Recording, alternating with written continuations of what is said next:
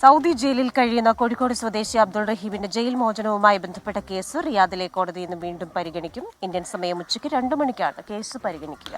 മോചന ഉത്തരവുണ്ടാകും എന്ന പ്രതീക്ഷയിലാണ് അബ്ദുൾ റഹീം കുടുംബവും നിയമസഹായ സമിതിയും. സൗദി ജയിലിൽ കഴിയുന്ന കോഴിക്കോട് ഫറോക്ക് സ്വദേശി അബ്ദുറഹീമിന്റെ കേസ് ഇന്ന് വീണ്ടും പരിഗണിക്കുകയാണ്. ഇന്ത്യൻ സമയം ഉച്ചയ്ക്ക് 2 മണിക്കാണ് റിയാദിലെ ക്രിമിനൽ കോടതി കേസ് പരിഗണിക്കുന്നത്. അബ്ദുറഹീമിന്റെ മോചന ഉത്തരവ് ഇന്നുണ്ടാകുമെന്ന പ്രതീക്ഷയിലാണ് അബ്ദുറഹീമും കുടുംബവും നിയമസഹായ സമിതിയും. ഓൺലൈൻ വഴി കോടതി കേസ് വിളിക്കുമ്പോൾ അബ്ദുറഹീമും അഭിഭാഷകരും ഹാജരാകുമെന്നാണ് പ്രതീക്ഷ. കഴിഞ്ഞ ജൂലൈ 2-ന് അബ്ദുറഹീമിന്റെ കേസ് കോടതി റദ്ദാക്കിയെങ്കിലും ജയിൽ മോചന ഉത്തരവുണ്ടായിട്ടില്ല. പബ്ലിക് ഒഫൻസുമായി ബന്ധപ്പെട്ട കേസ് തീർപ്പാകാത്തതാണ് ഇതിന് കാരണമെന്നാണ് റിപ്പോർട്ട്. ഇതിനു മുമ്പ് പലതവണ കോടതി കേസ് പരിഗണിച്ചിരുന്നുവെങ്കിലും അന്തിമ വിധി പറയുന്നത് നീട്ടിവെക്കുകയായിരുന്നു.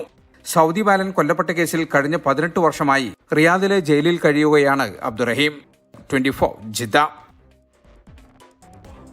അപ്പൊ എന്തായാലും ഒരു പോസിറ്റീവായിട്ടുള്ളൊരു വാർത്ത നമുക്ക് ഇന്ന് കേൾക്കാൻ സാധിക്കട്ടെ. ഈ വിഷയത്തിലും ഇന്ന് നമ്മൾ പ്രതീക്ഷിക്കുകയാണല്ലേ. അതെ.